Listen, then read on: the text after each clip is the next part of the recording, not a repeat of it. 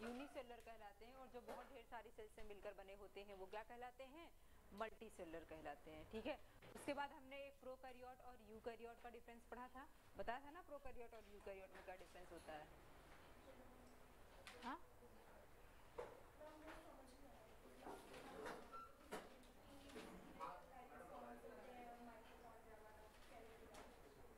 तो जो देखिए जो यूकैरियोट्स होते हैं और प्रोकैरियोट होते हैं, यहाँ पर जो डिफरेंस होता है उनके मेनली न्यूक्लियस के डेवलपमेंट के आधार पे सेल को दो प्रकार से डिवाइड किया है। एक ऐसा सेल जिसका न्यूक्लियस अच्छे से डेवलप होता है उसको हम बोलते हैं प्रोकैरियोट, और एक ऐसा ऑर्गेनिज्म जिसका अच्छे से डेवलप नहीं होता है उसको बोलते हैं प्रोकैरियोट, और जिसका न्यूक्लियस अच्छे से डेवलप होता है उसको हम बोलते हैं यूकैरियोट्स। ठीक है, तो कुछ जो सेल होती हैं वो प्रोकैरियोट्स होती है, जैसे बैक्टीरिया वगैरह है वो क्या है, प्रोकैरियोट्स है। हम लोग क्या हैं, यूकैरियोट्स हैं। मेनली यूनिसेलुलर ही किसमें आ जाते हैं, प्रोकैरियोट्स में आ जाते हैं। उसके बाद फिर बहुत सारे सेल ऑर्गेनेली ऐसे होते हैं, कोशिकांग ऐसे होते हैं जो कि प्रोकैरियोट में नहीं पाए जाते हैं लेकिन यूकैरियोट में पाए जाते हैं। राइबोसोम एक ऐसा कोशिकांग है, एक ऐसा सेल ऑर्गेनेली है जो प्रोकैरियोट और यूकैरियोट दोनों में पाया जाता है। लेकिन mitochondria, endoplasmic reticulum, Golgi body, ये सारे क्या होते हैं, ये सारे सिर्फ यूकैरियोट में पाए जाते हैं। ऐसे, या आप कह सकते हैं ऐसे कोशिकांग जिनके चारों ओर झिल्ली पाई जाती है, जो मेम्ब्रेन से बाउंड रहते हैं, वो केवल यूकैरियोट्स में पाए जाते हैं, प्रोकैरियोट्स में नहीं पाए जाते हैं। ठीक है, एक एक करके उसके बाद जो है हम मेनली बात करते हैं यूकैरियोट की। तो यूकैरियोट दो प्रकार से होते हैं, एक होता है प्लांट सेल और दूसरा होता है एनिमल सेल। ठीक है, हम दोनों के बारे में एक साथ कंबाइन डिस्कस करते हुए चलेंगे। तो यहाँ जब भी आप देखिए, अगर आपको इतना समय है नहीं तो अगर आपको डायग्राम वगैरह देखना हो तो आप गूगल पे सर्च कर सकते हैं प्लांट सेल और एनिमल सेल का डायग्राम। जब भी हम सेल को देखते हैं, प्लांट सेल को, तो सबसे आउटर मोस्ट जो स्ट्रक्चर हमको मिलता है वो मिलता है सेल वॉल, और सेल वॉल जो होती है जिसको हम बोलते हैं कोशिका भित्ति।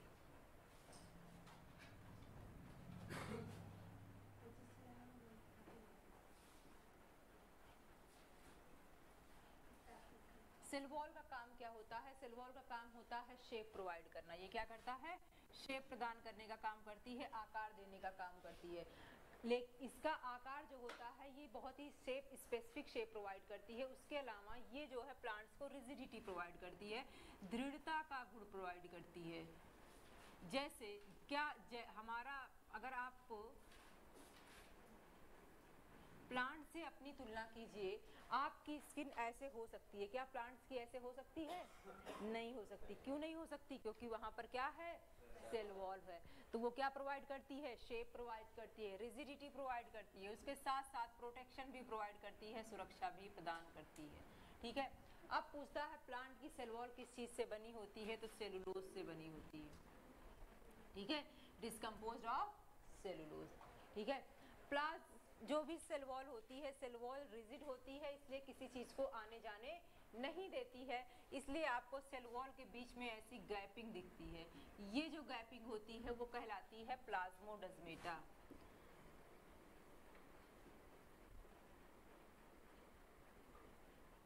हिंदी में बोलते हैं जीवद्रव्य तंतु। ठीक है, ये किस लिए पाया जाता है, एक सेल से दूसरे सेल के बीच में इंटरेक्शन कराने का काम करता है। साथ साथ नोट डाउन करते चलिएगा, मैं कुछ नोट डाउन नहीं कराऊंगी क्योंकि जो है समय का अभाव है। ठीक है, तो ये काम होता है सेल वॉल का। सेल वॉल के बाद जैसे ही आप अंदर एंट्री करते हैं सेल में, आपकी मुलाकात होती है सेल मेम्ब्रेन से। कौन मिलेगा, सेल मेम्ब्रेन। सेल मेम्ब्रेन जो होती है इसको हम बोलते हैं कोशिका झिल्ली। कोशिका झिल्ली जो होती है ये जो है चाहे प्लांट हो एनिमल हो सब में पाई जाती है, लेकिन सेल वॉल जो होती है वो एनिमल्स में नहीं पाई जाती है। तो सेल मेम्ब्रेन जो है हमारा सबसे आउटर मोस्ट स्ट्रक्चर है, और सेल वॉल जो है वो प्लांट का सबसे आउटर मोस्ट स्ट्रक्चर है। सेल वॉल के बाद फिर अंदर में सेल मेम्ब्रेन पाई जाती है प्लांट्स में भी। ठीक है, लेकिन हमारे यहाँ सबसे बाहर की जो मेम्ब्रेन है वो क्या है, सेल मेम्ब्रेन। इसका ही दूसरा नाम कहलाता है प्लाज्मा मेम्ब्रेन। देखो ये जो होती है बनी किस चीज की होती है, तो ये बनी होती है लिपिड एंड प्रोटीन की। तो composed of lipid and protein.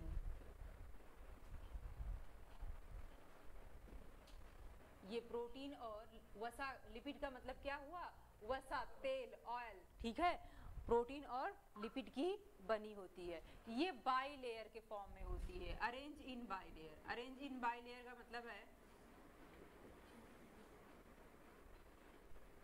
दोहरी परत के रूप में व्यवस्थित होती है।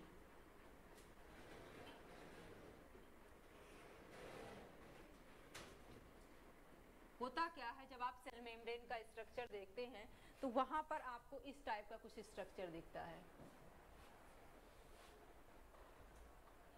ठीक है।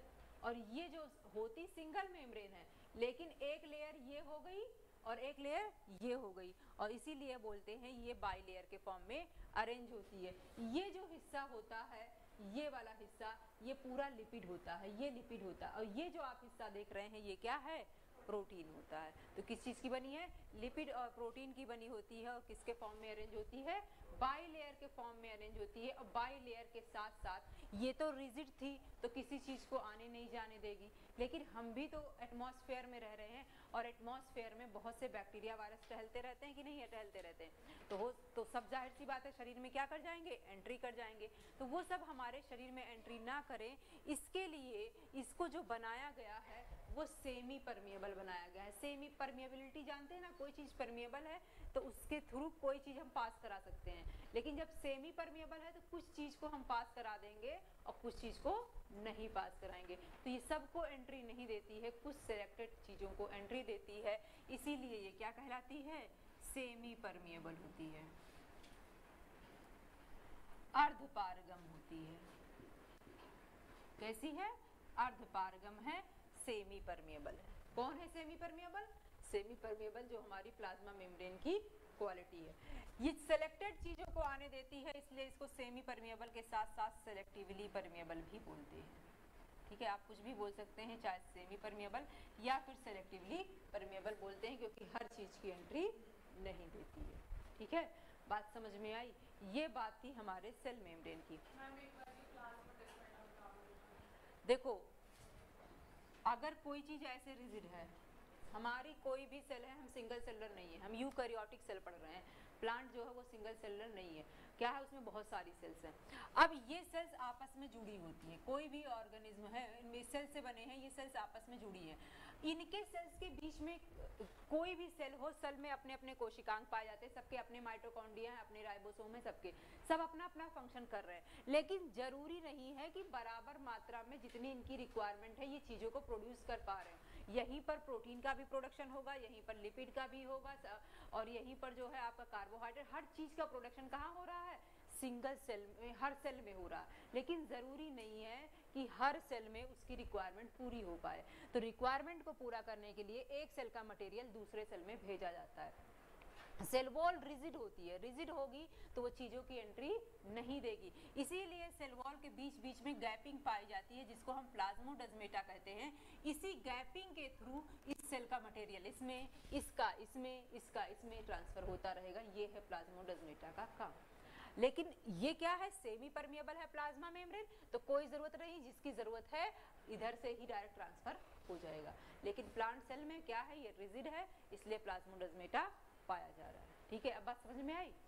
अब हम बात करते हैं, ये था हमारा प्लाज्मा मेम्ब्रेन के बारे में बातें। अब जैसे ही आप सेल में अंदर एंट्री करते हैं, आपको एक लिक्विड कंटेंट मिलता है, और उस लिक्विड कंटेंट का नाम होता है साइटोप्लाज्म, कोशिका द्रव्य, ठीक है। ये क्या है, एक लिक्विड कंटेंट है, और इसी लिक्विड कंटेंट में ही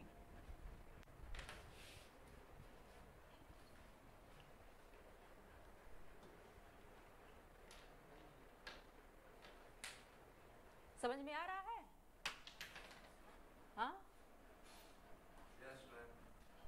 इतना आप लोग अभी नींद से जगह नहीं है ना? हाँ, संडे मत मनाया करिए, जब तक नौकरी नहीं तब तक कोई संडे नहीं, उसके बाद तो संडे मिल ही जाएगा, ठीक है। साइटोप्लाज्म, साइटोप्लाज्म क्या है, नाम से ही लग रहा है कोशिका द्रव्य, इसका मतलब क्या है, इसलिए कोई ना कोई लिक्विड कंटेंट होगा, और इसी लिक्विड कंटेंट में ही सारे सेल ऑर्गेनेली पड़े हुए हैं। इसी में न्यूक्लियस पाया जा रहा है, इसी में माइटोकॉन्ड्रिया, जैसे आप कह सकते हैं नदी है, नदी में क्या है, पानी है, और नाव है, सबकी अपनी अपनी नाव है, तो जैसे उसमें नाव व्यवस्थित हुई है ना, वैसे ही इसमें क्या है, इसमें जो है आपके जो है सारे सेल ऑर्गेनेली अरेंज हुए हैं, ठीक है। तो सारे सेल ऑर्गेनेली कहाँ पाए जा रहे हैं? साइटोप्लाज्म में पाए जा रहे हैं। ये क्या कहलाता है? Fluid content of the cell,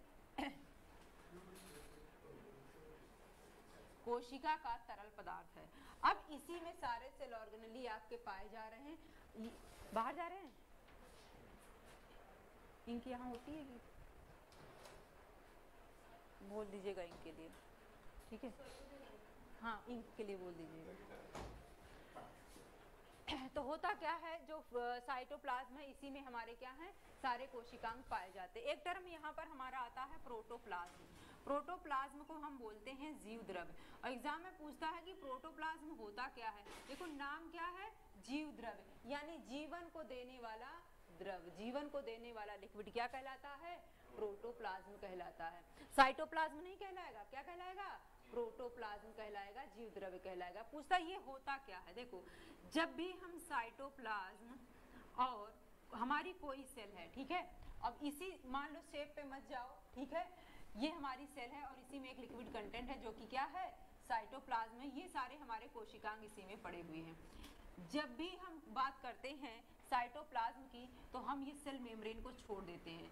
cell membrane के बाद जो भी बचा हुआ हिस्सा है वो सब क्या कहलाता है? वो कहलाता है साइटोप्लाज्म कहलाता है, ठीक है, अरे सॉरी जीव द्रव्य कहलाता है। देखिए ये आपकी सेल है, ठीक है, और सेल में क्या है, लिक्विड है, और लिक्विड में सारे सेल ऑर्गेनेली पड़े हैं। सेल मेम्ब्रेन को छोड़ करके अंदर का जितना हिस्सा है वो क्या कहलाता है?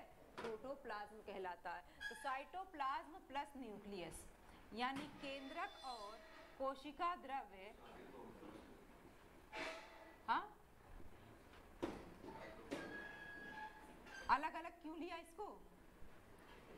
देखो जब भी हम बात करते हैं साइटोप्लाज्म की तो साइटोप्लाज्म में सारी चीजें आ गई, लेकिन जब भी सेल आपकी डिवाइड होती है तो पहले न्यूक्लियस डिवाइड होता है, उसके बाद सब एक साथ डिवाइड होते हैं, इसीलिए इनको अलग लिखा गया है, न्यूक्लियस और साइटोप्लाज्म, ठीक है।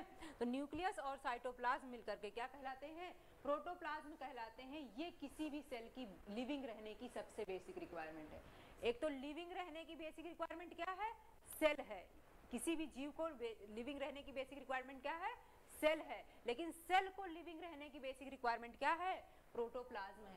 अगर प्रोटोप्लाज्म नहीं पाया जाता है तो सेल लिविंग नहीं होती है। तो लिख लीजिएगा, it is basic requirement for living of a, ठीक है, यह किसी भी सेल के जीवन की सबसे महत्वपूर्ण इकाई होती है, ठीक है।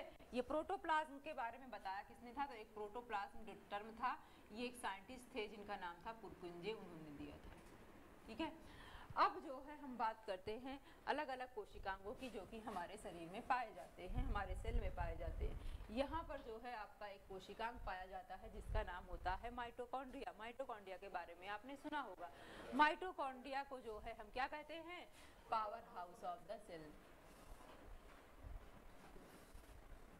माइटोकॉन्ड्रिया क्या है? Powerhouse of the cell है।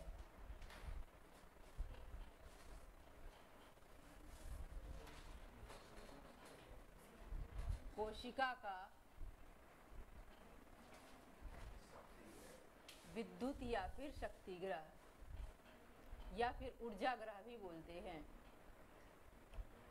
क्यों कहा जाता है? क्योंकि एनर्जी का प्रोडक्शन यही होता है, बिकॉज इट प्रोड्यूस एनर्जी। लिख लीजिएगा, it is a powerhouse of the cell because it produce energy, क्योंकि यह ऊर्जा का उत्पादन करता है। ये ऊर्जा का उत्पादन कई रूपों में करता है, लेकिन हमारा शरीर जो यूज करता है वो एटीपी के फॉर्म में यूज करता है। जैसे हो सकता है आप विदेश जाएं कमाने, आपको अचानक से पैकेज मिल जाए $5 करोड़ का, है ना, $5 करोड़ का पैकेज आपको मिल गया। अब पैसा वैसा बढ़िया कमा के डॉलर में लेके आए हैं, है ना, अब डॉलर में इतना नॉर्मल $5 करोड़ मिला है, रुपया नहीं मिला है आपको पैकेज का, ठीक है। अब आप $5 करोड़ डॉलर लेकर के आ रहे हैं आराम से, और वो भी पर मंथ का है, ठीक है।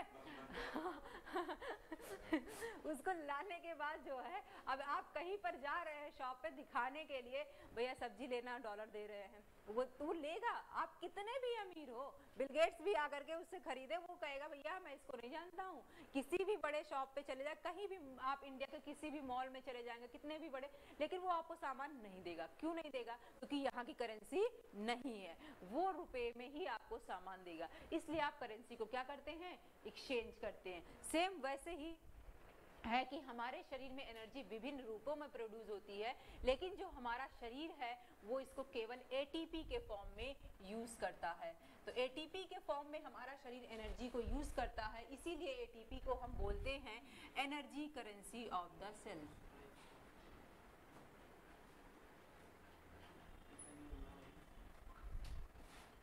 कोशिका की ऊर्जा मुद्रा।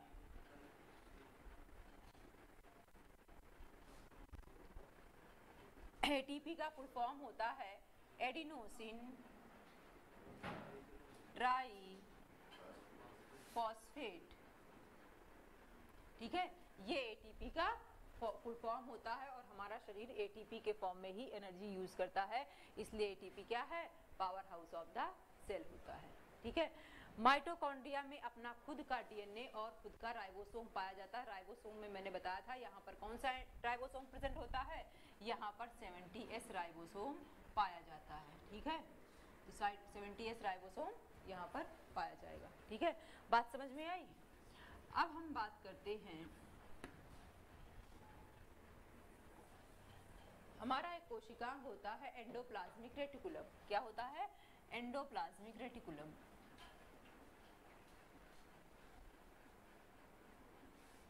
अंतर्द्रव्यी झलिका।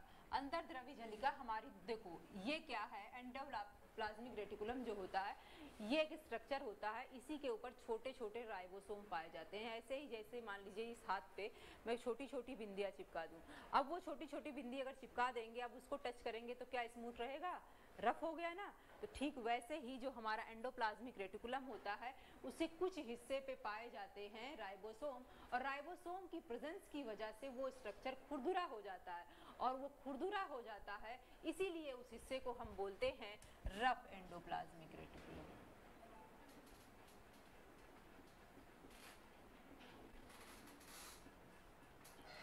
ये आपके एग्जाम में RER लिखा हुआ भी आ सकता है। दूसरा हिस्सा जहां पर राइबोसोम एब्सेंट होता है वो हिस्सा क्या रहेगा?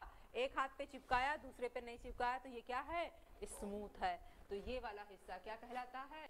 Smooth endoplasmic reticulum. ठीक है, अब आप फुल फॉर्म लिख लीजिएगा, स्मूथ एंडोप्लाज्मिक रेटिकुलम, इसको SER हम बोलते हैं। SER का काम क्या है? हमारे शरीर में जो लिपिड का फॉर्मेशन होता है सेल में, लिपिड की सिंथेसिस यानी लिपिड का जो फॉर्मेशन है वो यहीं पर होता है SER में। और RER पर राइबोसोम पाया जा रहा है, और राइबोसोम का काम क्या होता है? प्रोटीन का फॉर्मेशन करना। तो ये किस में इन्वॉल्व हो जाता है? प्रोटीन के फॉर्मेशन में इन्वॉल्व हो जाता है। फॉर्मेशन का जो साइंटिफिक टर्म होता है वो होता है सिंथेसिस। तो जरूरी नहीं है आपके एग्जाम में फॉर्मेशन लिखा हुआ है, क्या लिखा हुआ आ सकता है?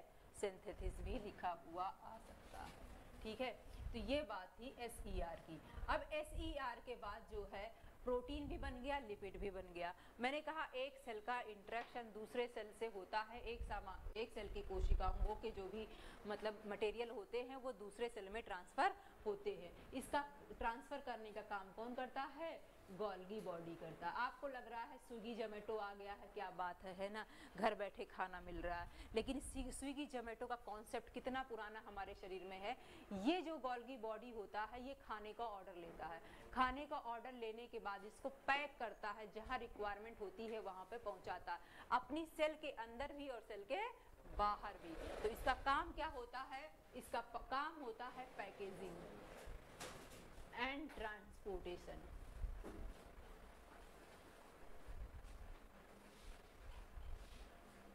ठीक है, तो खाने को पैक करेगा और पैक करके ट्रांसपोर्ट करने का काम करता है। कौन करता है? गोल्गी बॉडी करता है। एक सेल के, अपनी सेल के अंदर भी करेगा और सेल के बाहर भी करेगा। ठीक है, ये काम किसका होता है? गोल्गी बॉडी का होता है। उसके बाद जो है एक हमारा सेल ऑर्गेनेली आता है लाइसोसोम। लाइसोसोम क्या करता है? लाइसोसोम कहलाता है suicidal bag of the cell कहलाता है। ठीक है,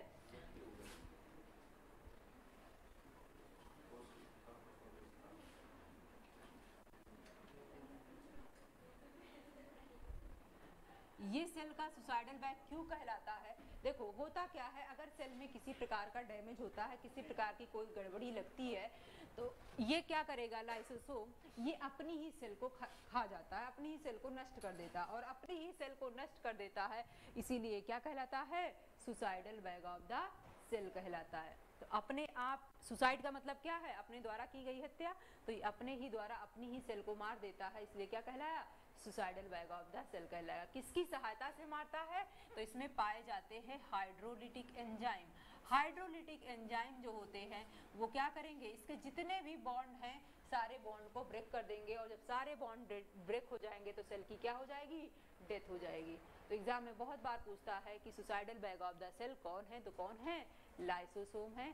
क्यों है, क्योंकि वह अपनी ही सेल को अगर कोई भी गड़बड़ी होती है, डिस्टरबेंस होता है, तो उसको मार देता है। आपने देखा होगा कभी भी कोई एक सेब है, आजकल आम का सीजन आ गया, तो कोई फल सड़े ना सड़े, आम पक्का सड़ता है घर में, है ना। तो आपने देखा होगा क्या पूरा आम एक साथ सड़ जाता है, नहीं सड़ता ना, पहले एक आध हिस्सा कहीं सड़ता है, फिर अगर आप उसको कट करके निकाल देते हैं तो वो सेब बचा रह जाता है, लेकिन आप नहीं निकालेंगे तो 4 से 10 दिन में पूरा सड़ जाता है। तो क्यों, क्योंकि एक सेल प्रभावित हुई थी तो उसने दूसरे सेल को क्या कर दिया, मारने का काम कर दिया। तो वही एक सेल अगर प्रभावित हुई है, दूसरे को ना खराब करे, तो उसको कौन रोकता है, लाइसोसोम रोकने का काम करता है। ठीक है, बात समझ में आई। इसके बाद जो है हमारा एक कोशिकांग होता है, ये हो गया हमारा एक कोशिकांग होता है प्लास्टिड। प्लास्टिड जो होता है ये प्लांट्स में पाया जाता है, एनिमल्स में नहीं पाया जाता है। प्लास्टिड कहाँ पाया जाएगा, प्लांट में पाया जाएगा और एनिमल्स में नहीं पाया जाएगा। प्लास्टिड जो है हमारे कई प्रकार के होते हैं। एक होता है क्लोरोप्लास्ट। क्लोरोप्लास्ट जो होता है ये क्या होता है, तो क्लोरोप्लास्ट जो होता है, नाम इसका काम जो होता है, इसमें पाया जाता है क्लोरोफिल, और क्लोरोफिल की उपस्थिति की वजह से ये क्या करता है, पौधों को हरा रंग प्रदान करता है और पौधे अपना खाना बनाते हैं। यानी पौधों में खाना बनाने का काम कहाँ होता है, क्लोरोप्लास्ट में होता है, इसीलिए ये किचन ऑफ द सेल भी कहलाता है। ठीक है, क्या कहलाएगा, किचन ऑफ द सेल कहलाएगा। और it is responsible for green colour in plants. ठीक है, it is responsible for green colour in plant. क्यों, क्योंकि इसमें पाया जाता है क्लोरोफिल। It contains chlorophyll. देखो शरीर में कोई भी चीज हो या कहीं पर भी कोई चीज हो और नेचुरल पाई जा रही है, तो ऐसी चीज जो कलर प्रदान करने का काम करती है वो पिगमेंट कहलाती है। ठीक है, तो क्लोरोफिल क्या है, एक तरह का पिगमेंट है जो कि ग्रीन कलर देने का काम करता है प्लांट्स में। ठीक है, और ये क्या कहलाता है, किचन ऑफ द सेल कहलाता है, क्योंकि पौधों में खाना यही बनता है। ठीक है, अब जो है दूसरा पार्ट इसका होता है क्रोमोप्लास्ट। क्रोमोप्लास्ट क्या होता है, क्रोमो जो प्लास्ट है, इसका जो वर्ड आया है ये क्रोमा से आया है ना, जिस क्रोमा से आजकल आप लोग सामान खरीद रहे हैं वही वाला क्रोमा है ना, ये वही वाला क्रोमा नहीं है, ये इस क्रोमा को उसने अपना नाम रख लिया। ठीक है, क्रोमा का मतलब क्या होता है, कलर। ठीक है, तो पौधों में हरे रंग के अलावा जितने भी रंग हैं उन सब के लिए रिस्पॉन्सिबल कौन होता है, क्रोमोप्लास्ट होता है। ठीक है, तो लिख लीजिएगा, it is responsible for all colour in plants other than green. ठीक है, ग्रीन हरे रंग के अलावा, या it is responsible for all colours in plants other than green. यह पौधों में हरे रंग के अलावा अन्य सभी रंगों के लिए उत्तरदायी होता है। ठीक है, ग्रीन के अलावा जितने भी कलर हैं वो किसकी वजह से हैं, क्रोमोप्लास्ट की वजह से।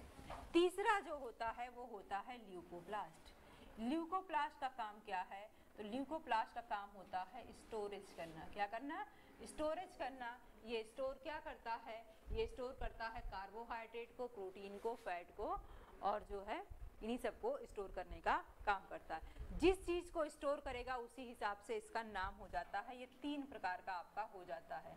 ठीक है, एक होता है आपका एमाइलोप्लास्ट। एमाइलोप्लास्ट का नाम है एमाइलोप्लास्ट, ये स्टोर करता है कार्बोहाइड्रेट को या फिर स्टार्च को। ये कार्बोहाइड्रेट या फिर आप कह सकते हैं स्टार्च को स्टोर करने का काम करता है। वो कौन है, एमाइलोप्लास्ट। दूसरा होता है प्रोटीनोप्लास्ट। या फिर इसी का दूसरा नाम है एल्यूरोप्लास्ट। एल्यूरोप्लास्ट का काम क्या है? एल्यूरोप्लास्ट का काम है स्टोर करना प्रोटीन को।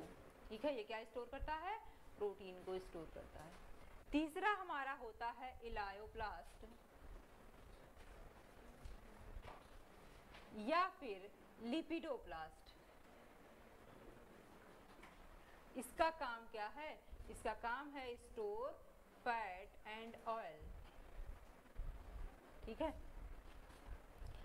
और क्लोरोप्लास्ट हमारा एक ऐसा कोशिकांग है जिसमें अपना खुद का 70S राइबोसोम पाया जाता है।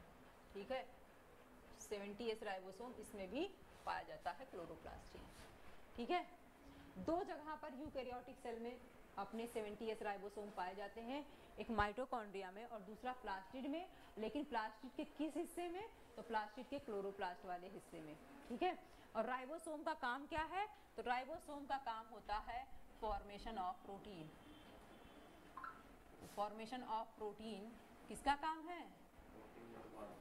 प्रोटोप्लाज्म नहीं, राइबोसोम। राइबोसोम का काम क्या है?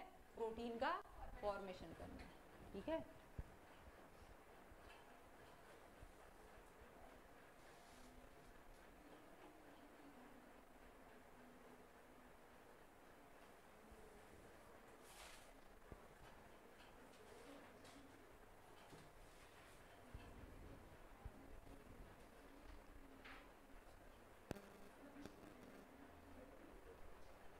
हो गया।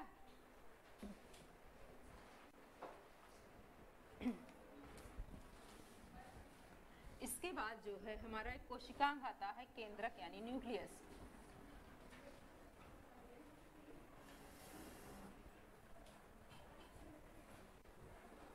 जब भी हम न्यूक्लियस की बात करते हैं तो न्यूक्लियस जो होता है हमारा, जिसको आप केंद्रक भी बोलते हैं, केंद्रक, ये जो है क्या कहलाता है? ब्रेन ऑफ द सेल कहलाता है। कौन कहलाता है? ब्रेन ऑफ द सेल कहलाता है। ठीक है, कोशिका का मस्तिष्क कहलाता है। क्यों कहलाता है? क्योंकि पूरे सेल की जो कंट्रोलिंग पावर है वो किसके पास है? न्यूक्लियस के पास होती है। इसमें पाया जाता है क्रोमोसोम। ठीक है, अब ये क्रोमोसोम क्यों कहलाता है? देखो, क्रोमोसोम इसमें जो पाया जा रहा है न्यूक्लियस में, वो न्यूक्लियस का क्रोमोसोम होता क्या है? इसमें पाया जाता है डीएनए। डीएनए का फुल फॉर्म होता है deoxy ribo nucleic acid. DNA जो होता है जब एक प्रोटीन से बाइंड कर जाता है तब ये क्या बन जाता है? तब ये बन जाता है क्रोमोसोम। लेकिन किस प्रोटीन से बाइंड करता है? तो ये हिस्टोन नामक एक प्रोटीन से बाइंड करता है, तब ये क्या बन जाता है? क्रोमोसोम बन जाता है। क्रोमोसोम जो है वो हमेशा पेयर्स में पाए जाते हैं। किसमें पाए जाएंगे? पेयर्स में पाए जाएंगे, जोड़े में पाए जाएंगे। ह्यूमंस की बात करें अगर, तो हमारे अंदर जो है 23 पेयर्स ऑफ क्रोमोसोम पाए जाते हैं। आप चाहे इसको 23 पेयर बोलेंगे या फिर 46 क्रोमोसोम बोलेंगे, या तो 23 बोलेंगे, पेयर बोलेंगे, या 46 बोलेंगे। 23 पेयर या क्रोमोसोम जो होते हैं हमारे, ये इनमें से जो 22 पेयर होते हैं, 22 पेयर जो है ऑटोसोम कहलाते हैं। ऑटोसोम का मतलब हुआ, देखो, हमारे शरीर में सिर्फ इस बात को छोड़ करके कि हम मेल हैं या फीमेल, इस बात को छोड़ करके हमारे शरीर में जितनी भी इंफॉर्मेशन स्टोर होती है वो 22 पेयर ऑफ क्रोमोसोम में होती है। और एक पेयर जो होता है हमारा, 1 पेयर जो होता है, ये डिसाइड करता है कि हम मेल है या फीमेल है, तो ये कहलाता है सेक्स डिटर्मिनेशन क्रोमोसोम। ठीक है, क्योंकि ये क्या कर रहा है? लिंग का निर्धारण कर रहा है, कोई मेल है या फीमेल है। अब ये निर्धारण होगा कैसे? देखो, फीमेल में क्रोमोसोम X और X पाया जाएगा। ठीक है, अब मेल में पाया जाएगा X और Y। जब भी किसी बच्चे का जन्म होता है तो एक क्रोमोसोम हमेशा मदर से आता है और दूसरा फादर से आता है। मेल फीमेल से हमेशा क्या आएगा? X आएगा, मेल से क्या आएगा? X या फिर Y। तो इस बात का निर्धारण किस पे डिपेंड है कि लड़का होगा या लड़की? मेल पे डिपेंडेंट है, ना कि फीमेल। ठीक है, तो बात समझ में आई? ये था न्यूक्लियस के बारे में।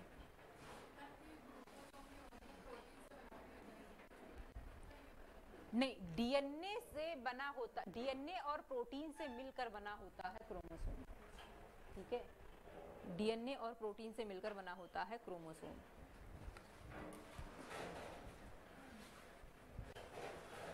ठीक है, बात समझ में आई? इसी के साथ आपका ये टॉपिक समाप्त होता है।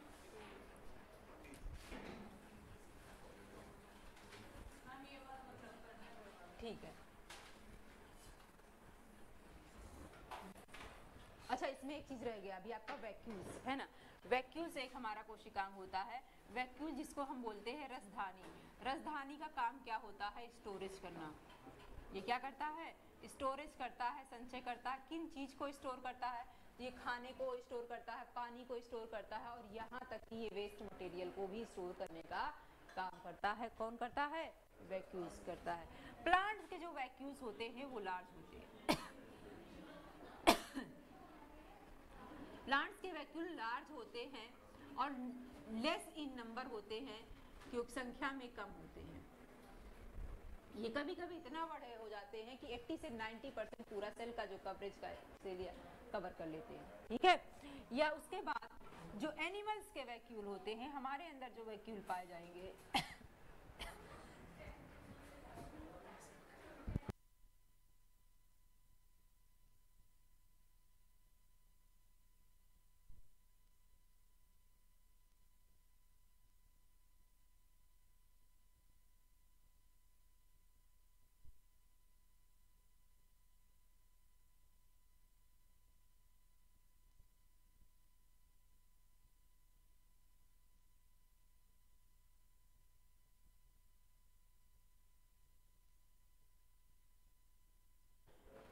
तो वैक्यूल्स जो हमारे अंदर पाए जाएंगे, यानी एनिमल्स के अंदर पाए जाएंगे, वो साइज में क्या है? स्मॉल होते हैं, छोटे होते हैं, लेकिन नंबर में ज्यादा होते हैं। ठीक है, छोटे हैं हमारे अंदर, और प्लांट्स में क्या है? बड़े हैं साइज में। इनमें साइज में बड़े हैं इसलिए नंबर में कम है, ये साइज में स्मॉल है इसलिए नंबर में ज्यादा। ठीक है,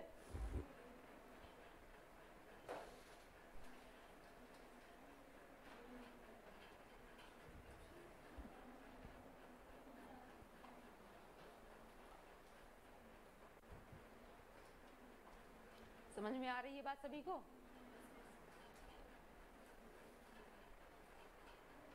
हो गया?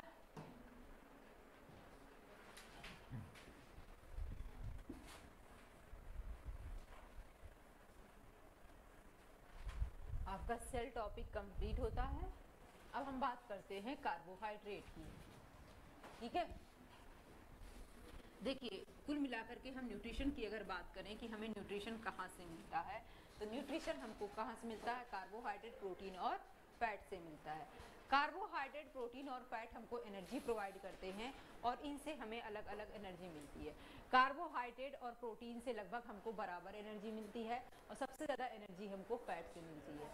अब ये बताइए, आपका भूख के बारे बुरा हाल है, अभी चक्कर आ जाएगा, गिरने वाले हैं, कुछ आपको खाने के लिए तुरंत चाहिए, क्या प्रेफर करेंगे? कार्बोहाइड्रेट, प्रोटीन या फैट? क्यों कार्बोहाइड्रेट खाएंगे? हाँ, क्योंकि ये क्या करता है? इंस्टेंट एनर्जी प्रोवाइड करता है। तो हम बात करने वाले हैं कार्बोहाइड्रेट की। कार्बोहाइड्रेट क्या करता है? ये तुरंत ऊर्जा प्रदान करने का काम करता है, क्योंकि इसके बॉन्ड जो होते हैं वो जल्दी ब्रेक हो जाते हैं, इसलिए ये क्या करता है? जल्दी ऊर्जा प्रदान करता है। 1 ग्राम कार्बोहाइड्रेट से हमें 4.2 kcal एनर्जी मिलती है। जरूरी नहीं है आपको 4.2 ऑप्शन में मिले, अगर 4.2 नहीं मिलेगा तो 4 मिलेगा। हाँ, मैंने क्या कहा? जरूरी नहीं है कि 4.2 आपको मिले, कहीं कहीं ये आपको 4.1 क्या, ये जब 0.5 से कम है तो ये राउंड ऑफ करके मिलता है आपको, ये आपको 4 केवल 4 भी लिखा हुआ मिल सकता है। ठीक है, तो कार्बोहाइड्रेट जो है ये मिलकर किससे बने हैं? तो ये मिलकर बना होता है कार्बन, हाइड्रोजन और ऑक्सीजन से मिलकर बना होता है क्या? कार्बोहाइड्रेट हमारा। कार्बोहाइड्रेट का अगर आप जनरल फॉर्मूला देखेंगे कि कार्बोहाइड्रेट का जनरल फॉर्मूला क्या होता है, तो इसका जनरल फॉर्मूला CnH2n और ON होता है। यानी आप कह सकते हैं कि इनके जो मॉलिक्यूल्स है इनके बीच का रेशियो क्या होगा, 1:2:1 होगा। और यहीं पर अगर आप वाटर को देखें तो वाटर में हाइड्रोजन और ऑक्सीजन का रेशियो क्या है, 2:1 है। एग्जाम में पूछता है कि निम्न में से कौन सा मॉलिक्यूल है जिसमें हाइड्रोजन और ऑक्सीजन का रेशियो वही है जैसा कि पानी में होता है। ऑप्शन में आपको कार्बोहाइड्रेट, प्रोटीन, फैट और ऑल ऑफ द एबव होता है। तो किसमें है, कार्बोहाइड्रेट में है। ठीक है, तो यहाँ पर इसका जो है H2O का जो रेशियो है मॉलिक्यूल्स का, वहीं पर हाइड्रोजन और ऑक्सीजन का रेशियो यहाँ पर भी है। ये हमारा प्राइमरी सोर्स ऑफ एनर्जी है। क्यों, क्योंकि ये लगभग सभी चीज़ों में पाया जाता है। और दूसरा ये क्या है, इंस्टेंट एनर्जी प्रोवाइड करता है। ठीक है, ये बात है थोड़ा सा इसकी जनरल की। अब हम इसको थोड़ा सा क्लासिफाई करेंगे। ये हो गया है।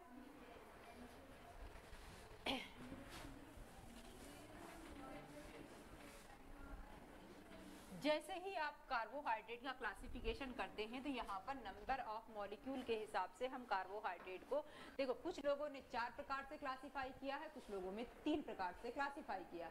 आप जब भी ऐसी कोई किताब पढ़ेंगे, लूसेंट वगैरह या इन सब की बुक पढ़ते हैं तो वहाँ पे आपको 4 प्रकार का क्लासिफिकेशन मिलता है। लेकिन जब आप हायर बुक्स पढ़ते हैं तो वहाँ पर आपको 3 प्रकार का क्लासिफिकेशन यहाँ पर मिलता है। तो मैं तो बात करती हूँ 3 प्रकार से, लेकिन आपको इससे फिलहाल नहीं फर्क पड़ने वाला है कि यहाँ पर आपका 3 प्रकार से क्लासिफिकेशन हुआ है या 4 प्रकार से है। मेनली ये पूछता है कि मोनोसेक्राइड क्या है, डाइसेक्राइड क्या है या पॉलीसेक्राइड क्या है। ठीक है, होता क्या है, जब मोनो का मतलब क्या है, सिंगल। कार्बोहाइड्रेट का ही एक सिनोनिम होता है सैकेराइड। ठीक है, सैकेराइड का मतलब भी क्या होता है, कार्बोहाइड्रेट। और ओवरऑल क्या कह सकते हैं आप इसको, शुगर कह सकते हैं, शर्करा कह सकते हैं। लेकिन ये नकली नाम है ना, जो कि हमने अपने जनरल भाषा में दे रखा है। तो होता क्या है, कार्बोहाइड्रेट में कार्बोहाइड्रेट का ये नंबर कितना प्रेजेंट है इसके हिसाब से हम इसको 3 प्रकार से क्लासिफाई करते हैं। एक हमारा कहलाता है मोनोसेकेराइड। और मोनोसेकेराइड का मतलब क्या हुआ, जब शर्करा का यानी सेकेराइड का सिंगल मॉलिक्यूल मौजूद है तब ये क्या कहलाता है, मोनोसेक्राइड कहलाएगा। जब सिंगल मॉलिक्यूल मौजूद है तो क्या कहलाएगा, मोनोसेक्राइड। जब 2 से लेकर के 10 के बीच में मॉलिक्यूल्स पाए जाएंगे तब ये कहलाता है ऑलिगोसेक्राइड। क्या कहलाएगा, ऑलिगोसेक्राइड। ठीक है, तो ऑलिगोसेक्राइड में क्या है, 2 to 10 मॉलिक्यूल्स। ठीक है, और फिर जब मोर देन 10 होते हैं तब ये कहलाता है पॉलीसेकेराइड। ठीक है, पॉलीसेकेराइड क्या है, more than 10 molecule of sugar. जब शुगर के 10 से ज्यादा मॉलिक्यूल होंगे तो क्या होगा, पॉलीसेकेराइड होगा। और जब 2 से 10 होंगे तो ऑलिगोसेक्राइड होगा, सिंगल होगा तो मोनोसेक्राइड होगा। इसी ऑलिगो में ही जब केवल 2 मॉलिक्यूल होते हैं तब ये कहलाता है डाइसेकेराइड। ठीक है, जब 3 मौजूद होते हैं तब ये कहलाता है ट्राइसेकेराइड। तो कुछ लोग क्या करते हैं कि इसी डाइसेकेराइड को अलग क्लासिफाई कर देते हैं। ठीक है, तो वो कह देते हैं मोनोसेक्राइड, डाइसेक्राइड, फिर ऑलिगोसेक्राइड, फिर पॉलीसेक्राइड। ठीक है, और जबकि वो इसी में आता है। क्योंकि अलग करने का रीजन क्या है, क्योंकि आपके एग्जाम में जो फोकस होता है वो डाइसेक्राइड पे होता है। ठीक है, और मोनोसेक्राइड पे होता है। ट्राई, टेट्रा इन सबसे मतलब नहीं होता है। और फिर पॉलीसेक्राइड से क्वेश्चंस आते हैं। ठीक है, अब हम बात करेंगे मोनोसेक्राइड की। मोनोसेक्राइड का मतलब क्या है, सिंगल मॉलिक्यूल ऑफ शुगर।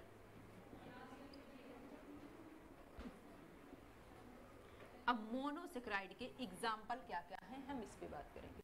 ठीक है, तो मोनोसेक्राइड का एक, ये सारा रफ कर दूं,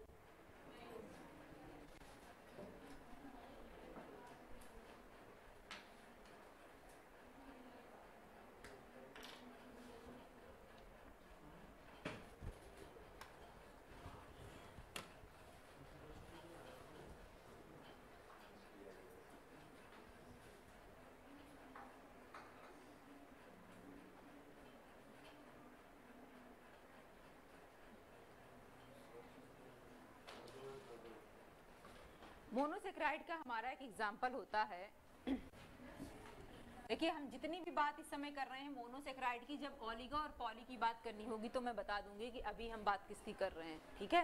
अभी हम प्रॉपर बात किस पे कर रहे हैं, मोनोसेक्राइड की कर रहे हैं। और मोनोसेक्राइड का एक एग्जांपल हमारा होता है ग्लूकोज, ठीक है। ग्लूकोज जो होता है ये क्या है, हमारा जो भी एनिमल्स होते हैं वो ग्लूकोज के फॉर्म में, आप कह सकते हैं इसके पॉलीमर के फॉर्म में खाने को स्टोर करते हैं। हमारा जो शरीर है वो ग्लूकोज के मॉलिक्यूल्स को ब्रेक डाउन करता है और उसी को यूज करता है, क्योंकि स्टोर हम किस में करते हैं, पॉलीसेक्राइड के फॉर्म में, एक लॉन्ग चेन के फॉर्म में। और जो हमारी लॉन्ग चेन है वो कहलाती है ग्लाइकोजन, जो कि एक पॉलीसेक्राइड है। और उसी ग्लाइकोजन का ही एक मॉलिक्यूल ब्रेक डाउन होगा, यानी ग्लूकोज का पॉलीमर कौन है, ग्लाइकोजन है, जो कि एक पॉलीसेक्राइड है, वही हमने स्टोर करके रखा है। जब भी हमें एनर्जी की जरूरत होती है तो हम सिंगल सिंगल इसके टुकड़े तोड़ते हैं और फिर हम उसको क्या करते हैं, यूज करते हैं। हमारे खून में दौड़ रही है, रगों में दौड़ रही है, इसलिए ये कहलाती है ब्लड शुगर। बीमारी वाला ब्लड शुगर नहीं, ये हमारे ब्लड में दौड़ रही है, इसलिए ये क्या कहलाती है, ब्लड शुगर। डायबिटीज वाला शुगर नहीं। तो it is known as blood sugar because it is found in blood, ठीक है, या इट सर्कुलेट्स इन ब्लड, ठीक है, इसीलिए क्या कहलाती है, ब्लड शुगर कहलाती है। ग्लूकोज जो होती है ये हमको बहुत ही आसानी से मिल जाती है, ठीक है।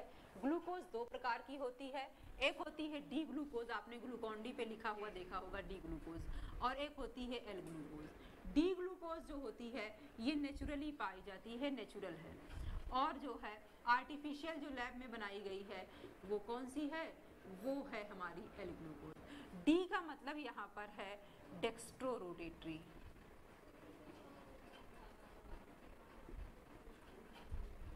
और एल का मतलब होता है लीवो रोटेटरी,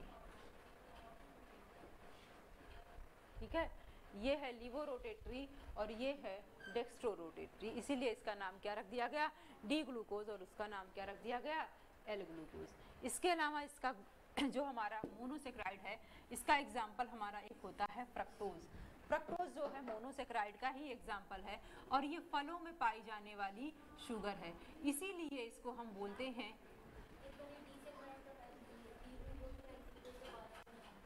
जो नेचुरली पाई जाती है उसको हम डी ग्लूकोज बोलते हैं, और जो आर्टिफिशियली लैब में बनाई गई है उसको एल ग्लूकोज बोलते हैं। डी और एल बोलने का मतलब, देखो डेक्स्ट्रो जो टर्म डेक्स्ट्रो है ये, ठीक है, तो डेक्स्ट्रो का मतलब होता है राइट हैंड साइड, लीवो का मतलब है लेफ्ट हैंड साइड। जब इनको केमिकली ट्रीट किया गया तो इनका जो मूवमेंट था वो लेफ्ट हैंड साइड था, इसलिए इसका नाम क्या रख दिया गया, लीवो रोटेटरी, क्योंकि लीवो का मतलब लेफ्ट हो गया, रोटेटरी का मतलब हो गया रोटेशन, घुमाव, ठीक है। तो इनका घुमाव बाएं हाथ साइड था, इसलिए लीवो रोटेटरी कर दिया गया, और ये था क्या है, इसका घुमाव राइट हैंड साइड था, इसलिए इसका नाम क्या रख दिया गया, डेक्स्ट्रो रोटेटरी, ठीक है। ये नेचुरली जितनी भी शुगर आपकी पाई जाएंगी सारी डेक्स्ट्रो रोटेटरी होती है, और जितनी एल फॉर्म में पाई जाती हैं वो सारी लीवो रोटेटरी होती है, ठीक है, आर्टिफिशियली जितनी पाई जा रही है, ठीक है। ये ज्यादा एक्टिव होती है, ये लेस एक्टिव होती है, तुरंत एनर्जी प्रोवाइड करती है, थोड़ा सा लेट में करती है, ठीक है। तो अब हम बात करते हैं फ्रक्टोज की। फ्रक्टोज में पाई जाने वाली शुगर फ्रूट शुगर कहलाती है। क्यों कहलाती है, क्योंकि जितने भी हमारे फल हैं उनमें भी पाई जाती है शुगर ना, या जो है कितने लोग ऐसे हैं जो जूस में चीनी डाल के पीते हैं, पीते हैं चीनी डाल के जूस में, बनाना शेक में भी चीनी की जरूरत है?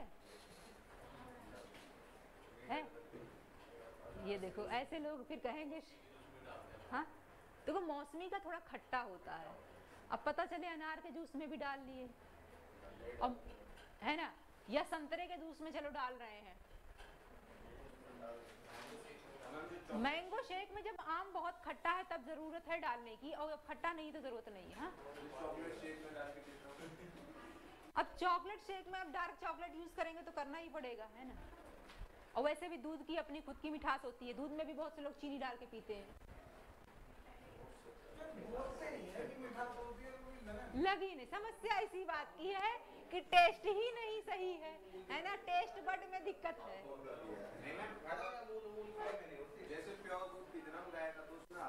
देखो हाँ, जो शुद्ध आपको दूध होता है वहां पर भी होता है, या ऐसा नहीं है कि यहाँ पे जो निकालते हैं वो मलाई निकालते हैं, शुगर नहीं निकाल लेते हैं यहाँ की शुगर में, ठीक है। लेकिन बात ये होती है बचपन से जो चीज का टेस्ट लो उसी पे आपका जो है जुबान जो है ना उसी पे चलने लगती है। जैसे हो सकता है मैं बहुत कम चीनी चाय पीती हूँ लेकिन वो मेरे लिए बेस्ट है कि हाँ बहुत ठीक है, और वही चाय आपके लिए ना कहेंगे बहुत फीकी है, बेकार है, उसमें भी 2 चम्मच चीनी डाल के यूज कर रहे हैं। तो डिपेंड करता है आपका टेस्ट क्या है। जब आपका टेस्ट ही हाई क्वालिटी का हो गया, मतलब हाई क्वालिटी का मतलब ये नहीं है कि बड़ा स्टैंडर्ड, बहुत बकवास क्वालिटी का हो गया है, क्योंकि आज हम एक्सेस में ले रहे हैं, आगे यही क्या है नुकसानदायक है। एक आंटी थी, वो उनको जो है शुगर था, तो मैंने कहा फ्रूट मत खाया करो, कहीं डॉक्टर बोला है कि एक फल खा सकते हो, सेब खा लो, मैंने कहा मत खाया करो क्योंकि सेब भी इतना मीठा होता है ना कि हाथ चिपचिपा करने लगता है। कहीं डॉक्टर कहा, मैंने कहा जब डॉक्टर कहा है खाओ भाई, डॉक्टर क्यों चाहेगा कि उसका एक पेशेंट जो है 15 दिन में जो आता है 2000-3000 फीस दे के जाता है ना आए। वो प्रॉपर बनाना शेक पीती थी और उनका जब वो एडमिट हो गई 400 प्लस उनकी शुगर चली गई थी, और उसके बाद जो है जाकर के उनको पता चला कि बनाना शेक नहीं पीना चाहिए। घर में सब लोग ग्रेजुएट, पोस्ट ग्रेजुएट, पढ़े लिखे लोग हैं, लेकिन पता नहीं क्या खाना चाहिए क्या नहीं खाना चाहिए। तो सबसे पहली बात तो इसको फ्रक्टोज को शुगर लोग मानते ही नहीं है, और जो कि सब दुनिया की सबसे मीठी शुगर फ्रक्टोज होती है। ठीक है, नेचुरल तो हर चीज नेचर ने आपको दिया है। नेचुरल तो पानी भी है, तो क्या दिन भर पानी भी पीते जाओगे? नेचुरल तो नमक भी है, तो जो है खाने जगह नमक खाने लगोगी। हर चीज की एक बेसिक रिक्वायरमेंट है आपके शरीर में, और उस रिक्वायरमेंट को अगर आप क्रॉस करोगे तो चाहे नेचुरल हो चाहे आर्टिफिशियल हो वो नुकसान करेगी। ठीक है, अगर आप इसको ज्यादा खा रहे हो तो रोटी कम करो। अब आप रोटी भी खूब खाओ, इसको भी खाओ, बस हाँ ये थोड़ा सा जल्दी डाइजेस्ट होती, क्योंकि जो है ये फ्रक्टोज है तो ज्यादातर क्या है इसमें मोनोसेक्राइड है, और मोनोसेक्राइड है इसलिए जल्दी से आसानी से डाइजेस्ट हो जाती है। ठीक है, तो फ्रक्टोज जो होती है ये क्या है, फ्रूट शुगर है। क्यों फ्रूट शुगर है? क्योंकि ये हमारे फलों में पाई जाती है, ये मोस्ट स्वीटेस्ट शुगर है।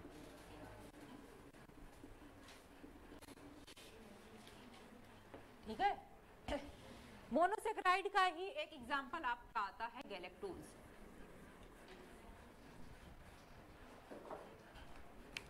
ये दूसरा एग्जांपल है गैलेक्टोज।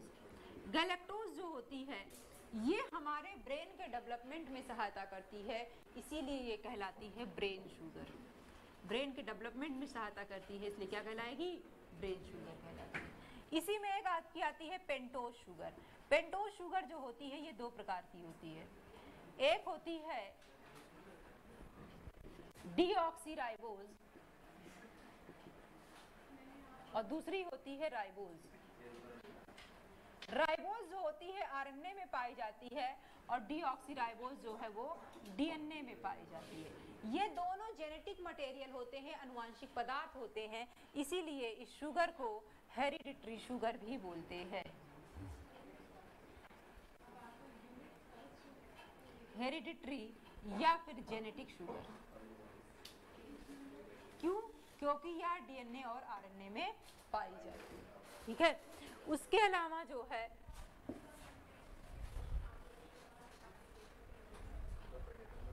ये तो बात थी हमारे मोनोसेक्राइड की। अब हम बात करेंगे ओलिगोसेक्राइड में, और ओलिगोसेक्राइड में हमें सिर्फ और सिर्फ डाइसेक्राइड का डिस्कशन करना है। ठीक है, तो हम बात किसकी करेंगे? ओलिगोसेक्राइड की। ओलिगोसेक्राइड में 2 to 10 मॉलिक्यूल ऑफ शुगर होते हैं। ठीक है, लेकिन हमको डिस्कस किसका करना है? केवल डाइसेक्राइड का 2 मॉलिक्यूल का। अब डाइसेक्राइड का हमारा एक एग्जांपल होता है माल्टोज। देखो सबसे ज्यादा क्वेश्चन जो यहाँ से आते हैं ये पूछता है ये क्या है? डाइसेक्राइड है, और डाइसेक्राइड है इसका मतलब हम कह सकते हैं कि यहाँ पर 2 मोनोसेक्राइड हैं। डाइसेक्राइड का मतलब क्या हुआ? 2 मोनोसेक्राइड। ठीक है, और पूछता है कि कौन से उसमें मतलब कौन से डाइसेक्राइड में कौन सा मोनोसेक्राइड है। तो यहाँ पर एक होता है आपका माल्टोज, और माल्टोज जो होता है ये क्या है? डाइसेक्राइड है, यानी यहाँ पर 2 मोनोसेक्राइड हैं।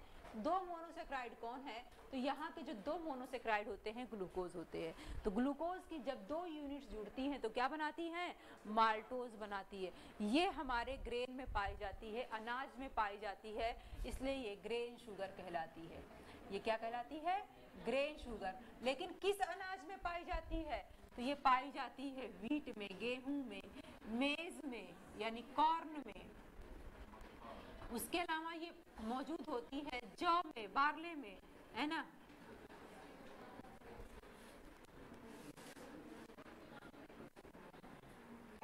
ठीक है, इन सब में जो है क्या पाई जाती है? माल्टोज पाई जाती है। ठीक है, इसके अलावा लैक्टोज होती है हमारी, लैक्टोज। दूसरी हमारी डाइसेक्राइड होती है। अब डाइसेक्राइड है, इसका मतलब क्या है? दो मोनोसेक्राइड है, और दो मोनोसेक्राइड है तो कौन सा है? तो यहाँ पर एक होता है ग्लूकोज और दूसरा होता है हमारा गैलेक्टोज। ग्लूकोज और गैलेक्टोज मिलते हैं तो किसका फॉर्मेशन करते हैं? लैक्टोज को फॉर्मेशन करते हैं। और लैक्टोज जो शुगर है ये मिल्क में पाई जाने वाली शुगर है। तो ये मिल्क और मिल्क के प्रोडक्ट्स में पाई जाती है। क्या पाई जाती है? लैक्टोज पाई जाती है। मिल्क में पाई जाने वाली प्रोटीन का नाम होता है केसीन। केसीन प्रोटीन पाई जाती है मिल्क में। ठीक है, और शुगर क्या पाई जाती है? लैक्टोज पाई जाती है। सब यूनिट क्या है? Glucose plus galactose. ठीक, गैलेक्टोज एक मोनोसेक्राइड है ना। अब दो मोनोसेक्राइड जुड़े तो क्या बना है? लैक्टोज। ठीक है, इसके अलावा जो है एक होता है सुक्रोज। सुक्रोज भी एक प्रकार का डाइसेक्राइड होता है।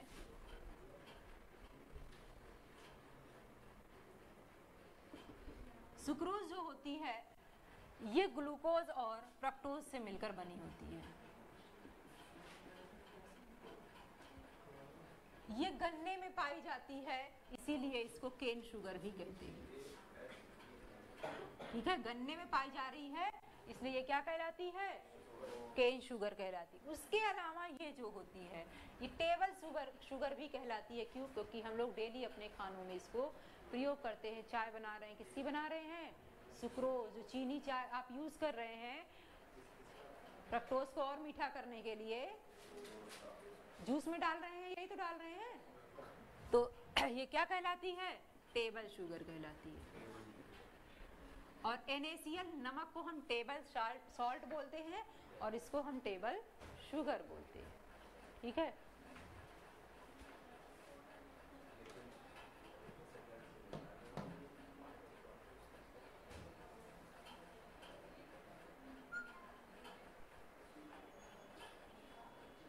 ठीक है, बात समझ में आई? तो सुक्रोज क्या है? टेबल शुगर या केन शुगर। क्यों केन शुगर है? क्योंकि कहाँ पाई जा रही है? गन्ने में पाई जा रही है। ये बनाई नहीं जा रही, गन्ने में पाई जा रही है। गन्ने का जूस जो पी रहे हैं वो क्या पी रहे हैं? सुक्रोज ही पी रहे हैं। ठीक है, और उसी से बाद में देखिए, हाँ, नहीं, गुड़ से चीनी नहीं बनता है, बनता दोनों जूस से है, लेकिन दोनों का प्रोसीजर अलग है। ठीक है, गुड़ में इम्प्योरिटीज, कहने का मतलब है गुड़ में प्रॉपर उतना, जैसे जो चीनी और गुड़ में डिफरेंस क्या है कि गुड़ में आपके कुछ फाइबर्स वगैरह भी रहते हैं जिसकी वजह से वो उतने मीठे नहीं होते हैं। लेकिन जब आप प्रॉपर, क्योंकि हम उसी को पकाते रहते हैं और उसी को पका के प्रॉपर बनाते हैं, लेकिन जब चीनी बनाते हैं तो उसका प्रोसेस अलग होता है। तो जितनी जो है इम्प्योरिटीज है सारी निकाल दी जाती है और उसको ट्रीटमेंट कर करके उसमें केवल क्या बचता है? केवल सुक्रोज का ही मॉलिक्यूल बचता है और कुछ नहीं बचता है, इसीलिए वो मीठी ज्यादा नहीं। ऐसा अब जमाना गया क्योंकि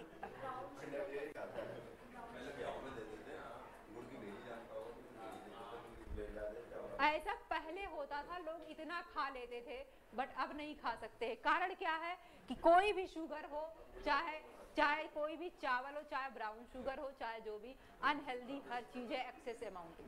ठीक है, बस ये है कि आपको वो कितने फॉर्म में मिल रहा है, सबसे बड़ी बात है। जैसे आजकल कहते नहीं है, वो आ गया है शुगर फ्री। शुगर फ्री भी बहुत घटिया चीज है।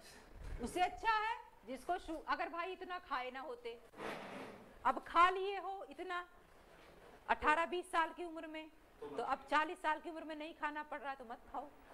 और या तो 18-20 में ये सोच के खाए होते कि आगे फ्यूचर में शुगर हो सकता है। तो इस चीज के लिए पहले तैयार रहिए। और दूसरा, इसलिए अपने खाने पे पहले से कंट्रोल करके रखिए। ये नहीं कि शुगर शेक में जो चीनी डाल डाल के पी रहे हैं तो उसको बंद कर दीजिए। शेक प्रॉपर केवल शेक ही पीजिए, हमेशा हर चीज टेस्ट में ही नहीं होनी चाहिए, ठीक है। टेस्ट, ये जुबान किसी की नहीं है, ठीक है। जुबान टेस्ट के चक्कर में अपना स्वास्थ्य खराब करती है और ज्यादा चलने के चक्कर में रिश्ते खराब करती है।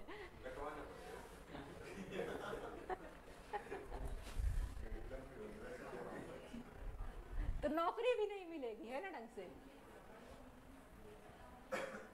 चलो, ये तो हो गया आपका ओलिगोसेकेराइड। अब हम बात करते हैं पॉलीसेकेराइड की। हमने इसको पॉलीसेकेराइड क्यों कहा था? क्योंकि यहाँ पर more than 10 molecule of sugar है। पॉलीसेकेराइड हमारे दो प्रकार के होते हैं। एक होता है स्टोरेज पॉलीसेकेराइड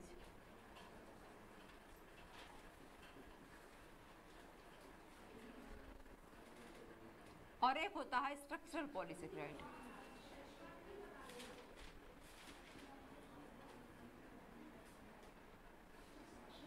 स्टोरेज पॉलीसेकेराइड से मतलब क्या है? ये चीजों को स्टोर करने का काम करेगा, ठीक है। यानी जैसे हम लोग जो अपना खाना स्टोर करते हैं वो ग्लाइकोजन के फॉर्म में करते हैं। ग्लाइकोजन, जितने भी एनिमल हैं वो अपने फूड को ग्लाइकोजन के फॉर्म में स्टोर करते हैं। Animal stores food in the form of glycogen. जितने भी एनिमल हैं वो ग्लाइकोजन के फॉर्म में फूड को स्टोर करेंगे। अब प्लांट स्टोर करते हैं स्टार्च के फॉर्म में। क्या? रेफिनोज है, और ज्यादा पढ़ेंगे फिर बोल भी नहीं पाएंगे। रेफिनोज इसका ये है, इतने टफ उसके नाम है कि फिर जो है नहीं, बिल्कुल ही नहीं आएंगे। आपके जितना आएगा वो डाइसेकेराइड आएगा, मोनोसेकेराइड आएगा, सीधे पॉलीसेकेराइड आएगा। ये आपको ट्राइसेकेराइड इंटरमीडिएट तक नहीं पढ़ाया गया है, ठीक है। और जब इंटरमीडिएट तक नहीं पढ़ाया गया है तो आपको ग्रेजुएशन की आपकी जनरल साइंस है, स्पेसिफिक साइंस नहीं है। ये जब भी स्पेसिफिक साइंस बनेगी तो या तो नीट में जाएगा या तो फिर जो है उसमें जाएगा आपका जेई में जाएगा, तो उसका बायो से मतलब है नहीं, ठीक है। बायो से फिर फिजिक्स और केमिस्ट्री उसमें वो जाएगा। तो इस चीज के लिए आप निश्चिंत रहें, ठीक है, ठीक है। स्टार्च जो होता है, प्लांट जो होते हैं वो स्टोर करते हैं फूड को स्टार्च के फॉर्म में, ठीक है। एनिमल किसके फॉर्म में करते हैं? ग्लाइकोजन के फॉर्म में करते हैं, ठीक है। और प्लांट स्टार्च के फॉर्म में। स्ट्रक्चरल पॉलीसेकेराइड क्या है? स्ट्रक्चरल पॉलीसेकेराइड जो होता है जब स्ट्रक्चर का फॉर्मेशन करने लगे शुगर, तो ऐसा शुगर क्या कहलाता है? स्ट्रक्चरल पॉलीसेकेराइड कहलाता है। इसी का आपका एक एग्जांपल था सेलुलोज। सेलुलोज कहाँ पाया जाता है? ये प्लांट की सेल वॉल में पाया जाता है। मैंने अभी आपको थोड़ी देर पहले बताया था, ठीक है। उसके अलावा इसका एक एग्जांपल आपका आ जाएगा काइटिन। काइटिन को बहुत लोग चिटिन भी पढ़ते हैं। ये फंजाई की सेल वॉल में पाया जाता है, और फंजाई की सेल वॉल के साथ साथ ये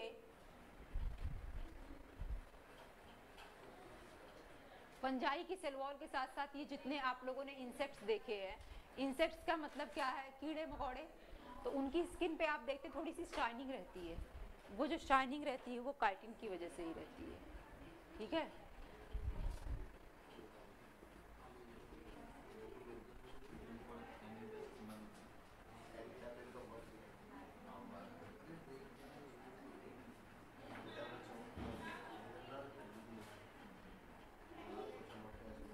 ठीक है, shining in exoskeleton of insects due to presence of chitin, ठीक है।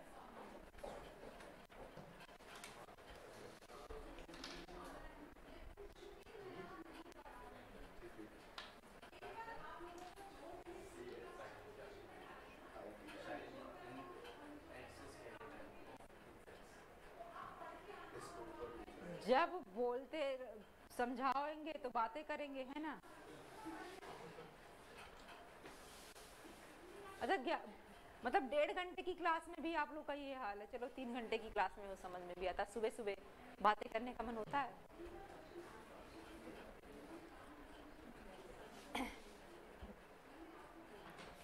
चलिए हो गया। इसी के साथ आपका कार्बोहाइड्रेट चैप्टर कंप्लीट होता है। ठीक है,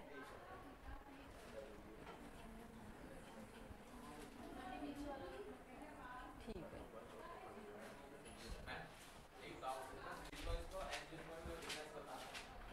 देखो, प्लांट का जब भी क्लासिफिकेशन किया गया है वो डेवलपमेंट के आधार पे क्लासिफिकेशन किया गया। प्लांट को हमने 5 भागों में विभाजित किया है।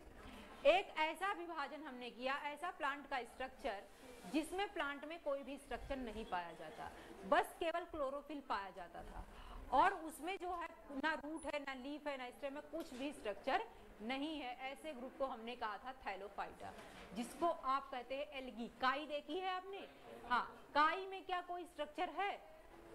नहीं है, लेकिन क्लोरोफिल है, और क्लोरोफिल की वजह से वो अपना खाना बना सकता था, इसीलिए हमने उसको क्या कहा? प्लांट का। धीरे धीरे और डेवलपमेंट हुआ। अभी भी प्रॉपर रूट नहीं आई थी, बट रूट जैसा स्ट्रक्चर आ गया था। लीफ नहीं आई थी, लेकिन लीफ जैसा स्ट्रक्चर आ गया था। अभी भी जो है स्टेम नहीं आई थी, बट स्टेम जैसा स्ट्रक्चर आ गया था। ऐसे प्लांट के समूह को हमने कहा ब्रायोफाइटा। ठीक है, फिर धीरे धीरे और डेवलपमेंट हुआ, और जब डेवलपमेंट हुआ तो प्रॉपर रूट आ गई, प्रॉपर लीफ आ गई, और प्रॉपर स्टेम आ गई। लेकिन अभी भी सीड नहीं आए थे, फ्लावर्स नहीं आए थे। ऐसे समूहों को हमने कहा टेरिडोफाइटा। फिर और डेवलपमेंट हुआ, अब फ्लावर्स भी आ गए, सीड भी आ गए, लेकिन सीड नेक्ड थे, और जिनके सीड नेक्ड थे उनको हमने कहा जिम्नोस्पर्म। फिर और डेवलपमेंट हुआ तो अब सीड कवर हो गए, इसको हमने कहा एंजियोस्पर्म। एंजियोस्पर्म का कोई एग्जांपल जो आप जानते हो जिनके सीड कवर हो? हाँ, नहीं, मैं जो पूछ रही हूँ उसको बताइए, फिर एग्जाम वाला मैं बताऊंगी कैसे पूछते हैं।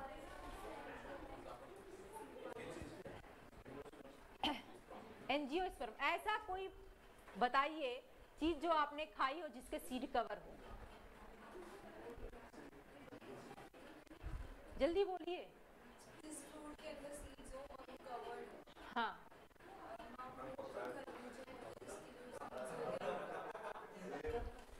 हाँ, सारे फल सब्जियां जो आप खा रहे हैं सबके सीड कवर हैं। इतना सोचना क्या आपको, आप जितना भी खा रहे हो एंजियोस्पर्म को खा रहे हो, चाहे आप चना खा रहे हो, सबके सीड कवर थे कि नहीं थे? एक ढक्कन था ना उसके बाहर। आम खा रहे हो तो उसका भी सीड क्या है? अंदर है। आप गेहूं खा रहे हो तो उसका भी सीड क्या था? कवर था। तो जिनका सीड कवर है वो सब क्या है? एंजियोस्पर्म है। एग्जाम में क्वेश्चन यही पूछता है कि कौन सा ऐसा प्लांट है जिसमें सीड कवर होते हैं, या जिनके सीड कवर हैं तो एंजियोस्पर्म, या जिनके सीड नेक्ड होते हैं वो क्या कहलाते हैं। फिर ये पूछ लेता है कि जैसे कि कौन सा ऐसा प्लांट का स्ट्रक्चर है जिसमें सिर्फ क्लोरोफिल पाया जाता है, बाकी कोई भी स्ट्रक्चर नहीं है, तो कौन है? आपका एल्गी आ जाएगा, जिसको आप बोलेंगे थैलोफाइटा। फिर पूछता है कौन सा ऐसा प्लांट का समूह है जिसमें प्रॉपर रूट लीफ तो नहीं पाई जाती, लेकिन रूट जैसा स्ट्रक्चर पाया जाता है, लीफ जैसा स्ट्रक्चर पाया जाता है। ठीक है, फिर ये पूछ लेता है कि किसमें फ्लावर्स पाए जाते हैं, तो फ्लावर्स किसमें पाए जाएंगे? सिर्फ जिम्नोस्पर्म और एंजियोस्पर्म में पाए जाएंगे, बाकी सब में फ्लावर्स नहीं पाए जाते हैं। क्वेश्चन ऐसे पूछता है। ठीक है, बात समझ में आई? ये है जिम्नोस्पर्म और एंजियोस्पर्म का डिफरेंस। ठीक है, अब हम बात करते हैं एक नए टॉपिक की। अब हम थोड़ा सा पढ़ेंगे विटामिन। विटामिन आपका एक ऐसा चैप्टर है जिससे एग्जाम में क्वेश्चन जरूर आते हैं कभी भी, है ना। तो विटामिन बहुत ही इंपॉर्टेंट टॉपिक आपका हो जाता है। तो विटामिन जो होता है वो हमको एनर्जी तो नहीं प्रोवाइड करता है, लेकिन विटामिन हमारे बायोलॉजिकल प्रोसेस के लिए बहुत ज़रूरी होता है। अगर विटामिन की कमी हो जाए तो भी रोग, अधिकता हो जाए तो भी रोग, लेकिन हमें यहाँ पर अधिकता से मतलब नहीं है, क्योंकि हमारे एग्जाम का जो फोकस होता है वो डिफिशियंसी को लेकर के होता है। ठीक है, तो विटामिन की अगर हम बात करें तो विटामिन हमारे 2 प्रकार के होते हैं। एक होता है वाटर सॉल्युबल और दूसरा होता है फैट सॉल्युबल।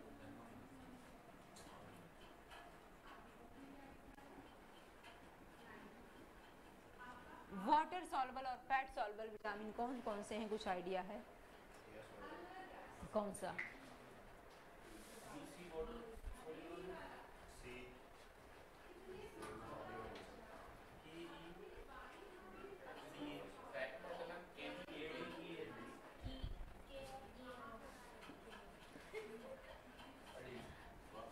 अरे इतना सोचना क्या है कितने, अरे A B C D E के इतने हैं आपके, बी और सी आपका क्या है, वाटर सॉल्युबल है ना। अब इसी में समझ नहीं पा रहे कौन कौन सा है, याद ही नहीं आ रहा है ना।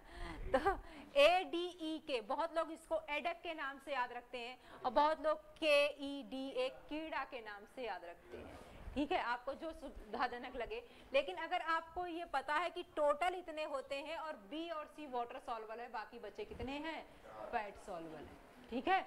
अगर इसमें भी कंफ्यूजन रहती है तो एक बात बताओ, नींबू में कौन सा विटामिन पाया जाता है, सी। तो नींबू में जब आप पानी में मिक्स करते हैं तो मिक्स हो जाता है कि नहीं, तो वो क्या है, वाटर सॉल्युबल ही तो है। तो बी भी वाटर सॉल्युबल है और क्या है, सी भी वाटर सॉल्युबल है। अब एक एक करके हम सबके बारे में डिस्कस करेंगे, ठीक है। ये लिख चुके हैं, देखो सोर्सेस से आपका एग्जाम में क्वेश्चन नहीं आता, यहाँ पे मेनली जो क्वेश्चन आता है कि इनका साइंटिफिक नेम क्या है, ठीक है, इनकी कमी से होने वाला रोग क्या है, ठीक है। क्या हो गया, अचानक से आप लोग को ज्ञान की प्राप्ति हो गई क्या, हाँ? क्या टोटल नंबर ऑफ विटामिन, अभी पढ़ेंगे, गिन लीजिएगा कितने नंबर है।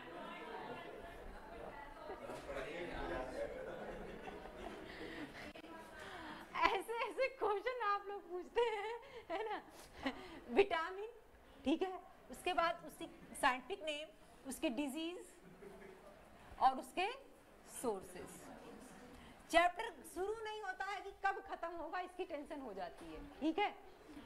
बहुत ऐसे भी विटामिन है जो आपको नहीं भी पढ़ाए जाते हैं, केवल बी के पार्ट पढ़ाए जाते हैं, वरना डी के भी कई टाइप हैं, के भी कई टाइप हैं, लेकिन हम वो नहीं पढ़ते हैं। तो ऐसे में कैसे बता दूं कि कौन से जो आपके एग्जाम के पॉइंट ऑफ व्यू से हैं, हम सिर्फ उनको डिस्कस करते हैं, ठीक है। प्रॉपर जो हम बी में डिटेल में डिस्कस करते हैं। विटामिन ए, तो विटामिन ए जो होता है इसका साइंटिफिक नेम होता है रेटिनॉल, ठीक है। डिजीज इसकी क्या होती है, नाइट ब्लाइंडनेस, ऐसे लोगों को अंधेरे में नहीं दिखता है, नाइट ब्लाइंडनेस।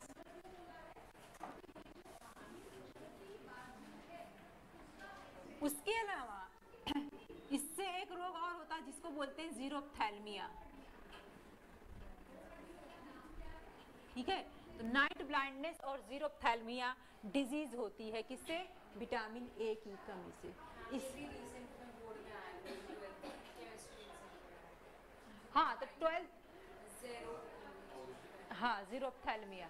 देखो आपका जो भी बच्चे हैं जो मैथ्स में रहते हैं, उनको जो मैथ्स बैकग्राउंड से मतलब मैथ्स लेते हैं, पीसीएम लेते हैं, तो वो जो है बायोलॉजी नहीं पढ़ते हैं, इसलिए कुछ चीज़ें उनको पढ़ाई जाती हैं और वो आपको कुछ टर्म है वो बायोकेमिस्ट्री टर्म आ जाता है। बायोकेमिस्ट्री का मतलब ऐसी है कि ऐसी बायोलॉजी जिसमें केमिकल लेवल पे हम थोड़ा सा स्टडी करते हैं।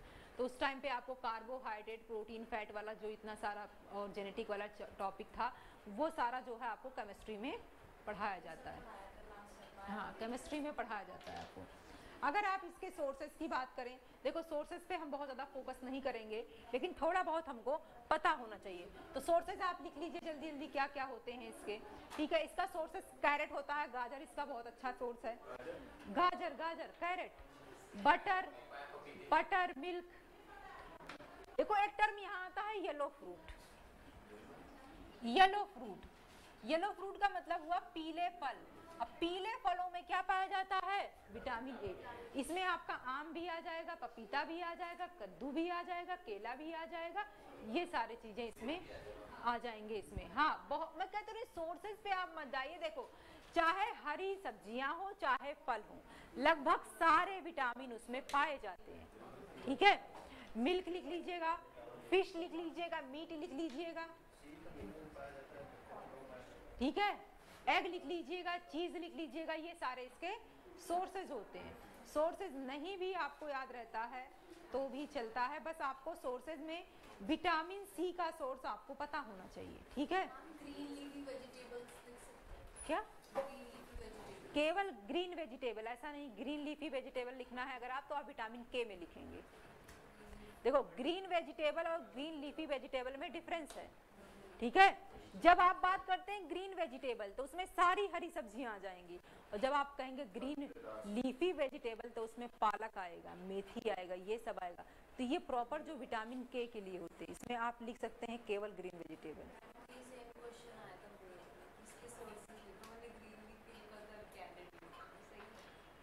अब देखो ऑप्शन पे डिपेंड करता है कि और क्या था। ऑप्शंस नहीं थे तो मैं खुद से दो आई नीड एग्जांपल्स। तो कोई नहीं, ग्रीन लीफी में तो पाया ही जाता है, बट स्पेसिफिक थोड़ी ना है। तो ग्रीन वेजिटेबल में तो विटामिन ए पाया ही जाता है, लिखने के पर्पज से ठीक है। लेकिन जब आपको 4 ऑप्शन दिए होते हैं तब आपको क्लिक करना होता है, तो वहां पर ये करना है कि अब वहां पर जो अप्रोप्रिएट है, अगर मान लो उस टाइम पे देखो ऑप्शन भी जब अप्रोप्रिएट होते हैं तो फिर जो है उसके हिसाब से लिखा जाता है, ठीक है। अब हम बात करते हैं विटामिन B1 की।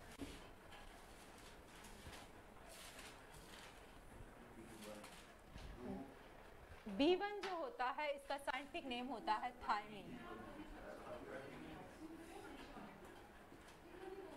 ठीक है। इसका साइंटिफिक नेम क्या है? थायमिन। इसकी कमी से होने वाला रोग क्या है? बेरी-बेरी,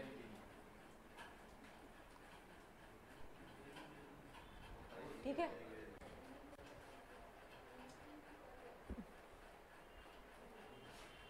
सोर्सेज क्या क्या है इसके? तो सोर्सेज देखो इसके जो आते हैं,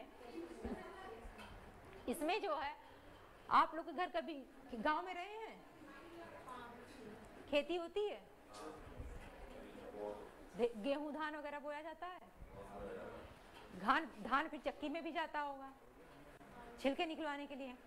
चक्की वाला बड़े प्यार से मम्मी से पूछता होगा पॉलिश कर दें कि ऐसे रख दें, तो मम्मी कहेंगी डिफरेंस दिखाओ। तो पॉलिश वाला जो है बड़ा चमचमाता दिखेगा, तो कहेंगी पॉलिश कर दो, है ना, ऐसा होता है। देखो जो भी आपके ग्रेन होते हैं वो 2 प्रकार के होते हैं, एक पॉलिश्ड ग्रेन होते हैं, एक अनपॉलिश्ड ग्रेन होते हैं। जो भी हमारे ग्रेन होता है उसके ऊपर एक हल्की सी लेयर होती है, और उसी लेयर को अगर आप हटा देते हैं तो वो पॉलिश्ड ग्रेन कहलाता है, और नहीं हटाते हो तो अनपॉलिश्ड। ऐसा नहीं कि पॉलिश और अनपॉलिश में बैठ के एक एक चावल को पेंट करेगा, है ना, ऐसा कुछ नहीं है। वो क्या करता है, सिर्फ एक लेयर हटाता है, और उस लेयर के हटने की वजह से उसका कलर जो है चमकदार हो जाता है, ब्राइट हो जाता है। जब आप बनाते हैं तो वो और वाइट चावल बनने लगता है। या फिर जो दाल है, दाल भी बड़ी चिकनी दिखती है, चमचमाती हुई दिखती है, और जब उसके ऊपर जो है ये पॉलिश रहती है तब जो है वो आपको थोड़ा सा अजीबोगरीब दिखती है। तो ये जो हम हटवा देते हैं उसी जो पॉलिश में ही क्या रहती है, हमारा विटामिन बी रहता है। ऐसा नहीं है कि सिर्फ B1 ही रहता है, बी के लगभग सारे विटामिन पाए जाते हैं इसमें। तो ये पॉलिश्ड ग्रेन में नहीं पाया जाएगा, कहाँ पाया जाएगा? अनपॉलिश्ड ग्रेन में पाया जाएगा। तो लिख लीजिएगा अनपॉलिश्ड ग्रेन इसके सोर्स हैं। अनपॉलिश्ड ग्रेन, और ग्रेन में पल्सेस और नहीं, बेसिकली वो फाइबर भी है, आप कह सकते हैं उसके अलावा और पार्ट में भी फाइबर होता है, ठीक है। लेकिन उसको आप फाइबर भी कह सकते हैं और उसमें विटामिन भी होता है, ठीक है, दोनों चीजें हैं। अगर आपने उसको हटा दिया तो फिर वो गया, ठीक है, विटामिन बी आपका। और बल्कि जो पॉलिश, गाँव में तो अनपॉलिश्ड वाले आपको जो है महंगे मिले, सस्ते मिलेंगे, पॉलिश्ड वाले सस्ते मिलते हैं, महंगे मिलते हैं। क्यों? क्योंकि उनको लगता है ये बड़ा बढ़िया है।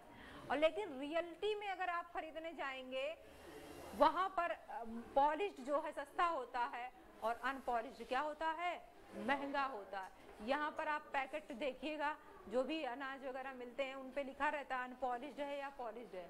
तो रेट जो है पॉलिश्ड का सस्ता होता है, अनपॉलिश्ड का महंगा होता है, ठीक।